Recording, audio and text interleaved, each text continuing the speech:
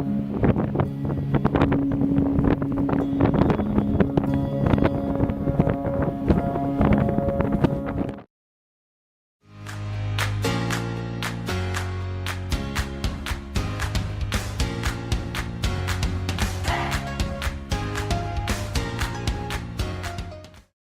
morning. I slept not too bad here last night. I'm at location now at Boscastle, and it was very, very windy last night. Luckily, I always keep a set of earplugs in the van just in case. They make a massive difference. So I slept quite well last night. It was pretty warm. The heating worked really well, the night heater, so slept real well. It's about 6:10 now, so sunrise is at past. I've got about a 10-minute walk to get to the viewpoint that I want to go to. I'm not sure how it's going to turn out when I'm up there. It's very windy. The images I've seen online of it are ones that have a lot of flowers and kind of just like wildflowers in the foreground on nice sunny days with nice sunsets and sunrises. I don't think I'm going to get that at all. But we might get a bit of drama in the sea. You never know, it might turn out quite nicely. I'm going to make my way up there now, find a nice viewpoint, find a nice composition, and I'll catch up with you when I'm at the top.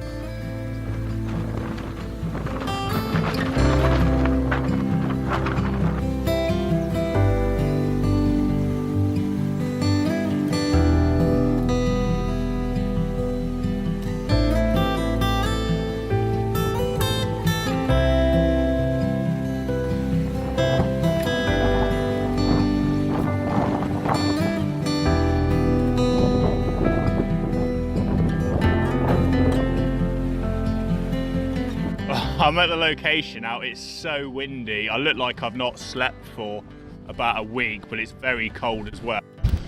I've got you sheltered as well as I can from the wind. Definitely worth it. We got an amazing sun.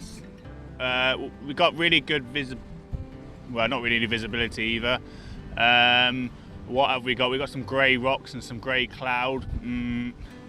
It's not exactly great. No wildflowers either.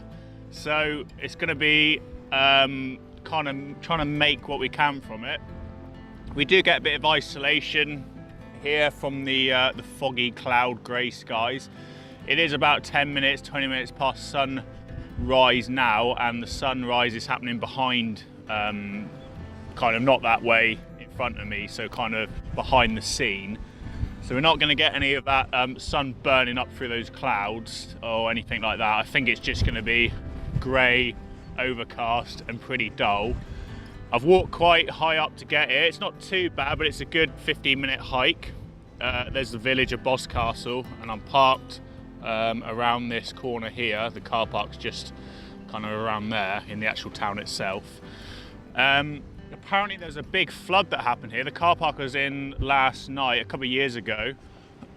There's a huge flood that came down this valley, and apparently all the cars in the car park were washed straight down here, straight out to sea. So luckily it didn't happen last night. I didn't wake up in the sea, but there's a cool weather vane thing here in the shape of a fish, which I'm not going to attempt to show you because you're going to get blown all over the place by the wind.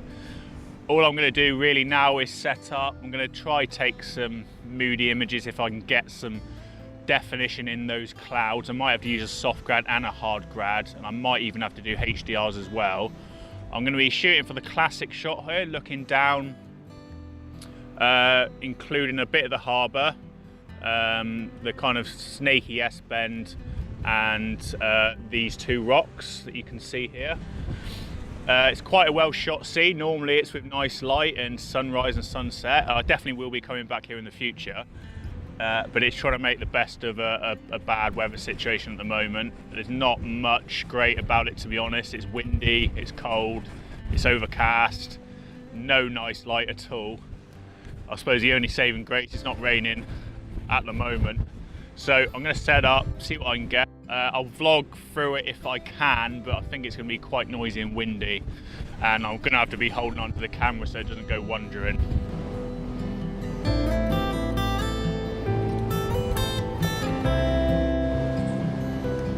Shooting quite a bit now, and I've got a few nice images. You have to forgive me about the wind noise, it's pretty bad.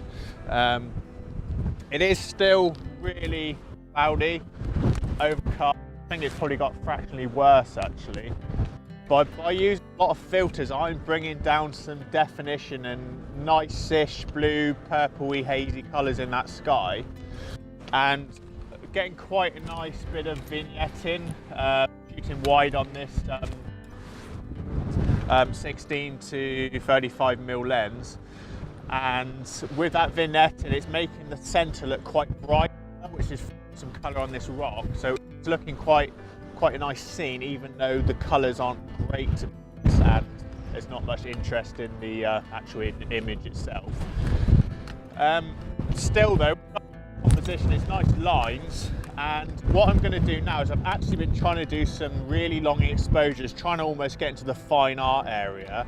I've done a few 1 minute shots already, and a few 2 minute shots. Just to get an idea of it, if the wind I shelter this camera enough with my coat, I'm just going to go for a 4 minute, well, I'm going to do a 2 minute exposure in this competition I got now, and then I'm going to go for a 4 minute exposure as well. It's going to be really difficult getting that 4 minute exposure. The problem I've got as well is a lot of like sea air and kind of like drizzle occasionally that goes on the filters, and it's making them go really misty, like a kind of a salt film over the front of them. I'll keep on having to wipe the filters as well, but I don't think I'm going to be doing a lot about it. I'm just going to be shooting through quite a misty, hazy filter. I don't think it's going to detract too much from the image because it is quite a white, misty, hazy scene anyway. So I think I'll get away with it. I think I might have to do a bit of cleaning up in post of some rain droplets, but I'm hoping I'm going to be able to get nice images of the actual scene here. I'm going to set up now. I'm going to adjust my camera. I've been shooting on bulb mode, f9, trying to keep the aperture a bit low so I don't get so much bad effects from the dirt and the rain and the filters. And I'm shooting at an ISO of 250. Now that is giving me a shutter speed at the moment of around about 2 minutes.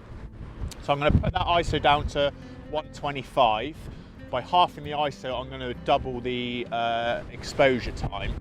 But now I'm going to have to shoot a whole 240 seconds to get this image, this 4 minute image.